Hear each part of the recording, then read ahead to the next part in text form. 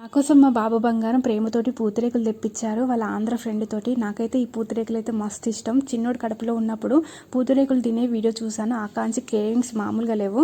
మా అత్తమ్మ మాత్రం ప్రెగ్నెన్సీ టైంలో ఏది తినాలనిపిస్తే అది ఖచ్చితంగా తిను అని చెప్పింది. చెప్పడమే ఆలస్యం సిటీ అంతా తిప్పేసి పూతరేకులు తిన్నాను. అప్పుడు ఎందుకో నచ్చలేదు, కానీ ఇప్పుడైతే సూపర్ టేస్టీగా ఉన్నాయి నెయ్యి ఫ్లేవర్ తోటి. ఈ రోజు ఏంటో చూసేద్దామా. పప్పుచారు చేశాను. పప్పుచారు ఎప్పుడు చేసినా కానీ పప్పు ఉడికించుకున్నాక కూరగాయ ముక్కలు వేసి ఒక విజిల్ వస్తే తొందరగా ఉడికిపోతాయి కూరగాయ ముక్కలు. ఇక సాంబార్ పెట్టేసుకోవడం.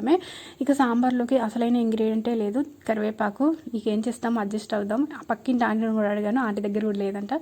ఏం చేసేది ఏం లేదు. కాకపోతే సాంబార్లో మాత్రం లాస్ట్లో కొంచెము బెల్లం కానీ షుగర్ కానీ వేసుకోండి, సూపర్ టేస్టీగా వస్తుంది. సాంబార్ ఎప్పుడు చేసినా మా ఇంట్లో ఖచ్చితంగా ఆమ్లెట్లు పడాల్సిందే.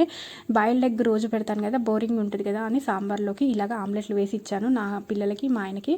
ఇక నైట్ డిన్నర్లోకి మాత్రం చపాతీ చేస్తాను. ఈరోజు వీడియో ఇంతేనండి. మీకు తెలిసిందే కదా, నా ఛానల్ సబ్స్క్రైబ్ చేయండి, లైక్ చేయండి.